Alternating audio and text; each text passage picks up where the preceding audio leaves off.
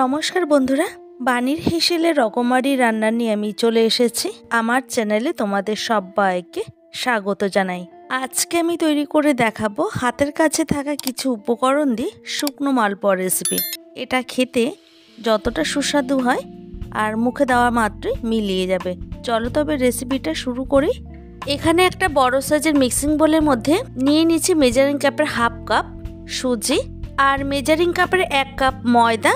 দিচ্ছি এখানে চালের গুঁড়ো। আমি যে কাপ মেপে সুজিটা ব্যবহার করেছি সেই কাপের মানে মেজারিং কাপের হাফ কাপেরও অর্ধেক চালের গুঁড়ো ব্যবহার করলাম। মেজারিং কাপের হাফ কাপ নারকেল দিয়েছি আর নারকেলটাকে আমি একটু মিক্সিতে ব্লেন্ড করে দিয়েছি, মানে খুব ভালো করে পেস্ট করে নিই, 1 বা 2 বার ঘুরিয়ে নিলেই হবে। আর মেজারিং কাপের 1 কাপ দুধ দিয়েছি, এরপর 1 কাপ দিয়ে দিলাম গুড়। আমি এখানে আখের গুড় ব্যবহার করছি। এখন এই সমস্ত উপকরণগুলিকে একটা স্পুনের সাহায্যে খুব ভালো করে মিশিয়ে নিতে হবে। দেখো আমি হাতে একটু সময় নিয়ে খুব ভালো করে মিশিয়ে নিচ্ছি। আর ব্যাটারটা যত ভালো করে মেশানো হবে মালপোয়াগুলি ততই ভালো ফুলবে। এখন আরও কিছুটা পরিমাণে দুধ দিয়ে দিলাম, তারপর এভাবে খুব ভালো করে মিশিয়ে নিতে হবে। তোমরা এখানে জলেরও ব্যবহার করতে পারো, তবে আমার মনে হয় দুধ দিয়ে করলে একটা অন্য রকমের টেস্ট আসে। আমি এখানে একটু হাতে সময় নিয়ে খুব ভালো করে ব্যাটারটিকে তৈরি করে নিচ্ছি। আমি অফ ক্যামেরায় খুব ভালো করে ফেটিয়ে নেওয়ার পর তৈরি করে নিয়েছি ব্যাটারটি। এখানে দেখো এবার 1 টিস্পুন আমি মৌরি দিয়ে দিলাম, এতে ফ্লেভারটা খুব সুন্দর আসে।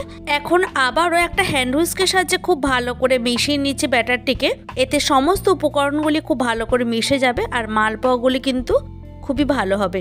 এখন একবার দেখিয়ে দিচ্ছি ব্যাটারটির কনসিস্টেন্সি ঠিক কীরকম হয়েছে। দেখো ঠিক এই রকম ঘনত্বের একটা ব্যাটার তৈরি করে নেওয়ার পর একটু নুন দিয়ে দিলাম। আমরা সবাই জানি যে কোনো মিষ্টি জিনিসের ক্ষেত্রে যদি একটু নুন ব্যবহার করা হয় তাহলে স্বাদের ব্যালেন্সটা ঠিকঠাক হয়। এখন চলে যাব এটা ভাজার জন্য। আমি কড়াইটাকে খুব ভালো মতো গরম করে নিয়েছি।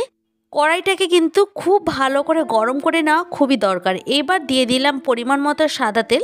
এখন তেলটাকে হাই হিটে ভালো মতো গরম করে নেওয়ার পর ঠিক এই রকম একটা হাতার সাহায্যে 1 হাতা ব্যাটার আমি এর মধ্যে দিয়ে দিচ্ছি। আর এই সময় গ্যাসের ফ্লেমটাকে আমি মিডিয়ামে দিয়ে রাখবো। এখন আমাকে 3 থেকে 4 মিনিট অপেক্ষা করতে হবে। দেখো ধীরে ধীরে ফুলতে শুরু করেছে। আমি একদম লো টু মিডিয়ামে দিয়ে ভেজে নিচ্ছি।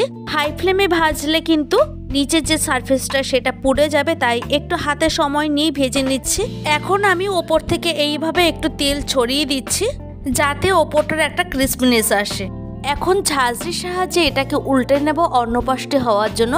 1 মিনিটের মতো ভেজে নিয়ে আমি এটাকে তুলে নেব। আমি এই মালপোয়াটা তৈরি করার ক্ষেত্রে নারকেলটা ব্যবহার করেছি। তোমাদের যদি ঘরে না থাকে তবে নারকেলটা কিন্তু স্কিপও করতে পারো।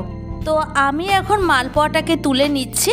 এখন আমি ওই হাতার সাহায্যে 1 হাতা ব্যাটার একই রকমভাবে দিয়ে দিচ্ছি। আর এই হাতা দিয়ে যদি মালপোয়াগুলি করা যায় তবে প্রত্যেকটা মালপোয়ার মাপটা কিন্তু সমান হবে। তো গ্যাসের ফ্লেমটাকে মিডিয়ামে দিয়ে আমি ভেজে নেব।